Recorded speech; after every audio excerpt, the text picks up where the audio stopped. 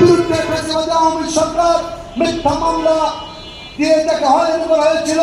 ওই কোর্টের বারান্দায় দিনের পর দিন তাকে হাজিরা দিতে হয়েছিল। ঢাকা মহানগর দক্ষিণ বিএনপির সাবেক সহ সভাপতি নাসিম আক্তার কল্পনা আমাদের মাঝে উপস্থিত হয়েছেন। আমাদের মাঝে উপস্থিত আছেন 26 নম্বর ওয়ার্ড বিএনপির বিপ্লবী সভাপতি ফজলুল আলম সুইট আমাদের মাঝে উপস্থিত হয়েছেন। আমাদের মাঝে উপস্থিত আছেন কোতোয়ালি থানা স্বেচ্ছাসেবক দলের সাবেক যুগ্ম আহ্বায়ক মোহাম্মদ জিয়াউল হক মাসুম আমাদের মাঝে উপস্থিত আছেন।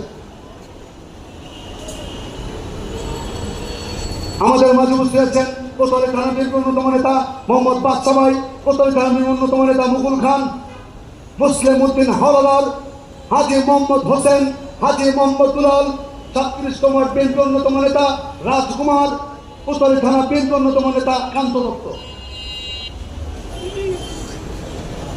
আমাদের মাঝে উপস্থিত আছেন কোতোয়ালি থানা বিএনপির অন্যতম নেতা পান্না ভাই।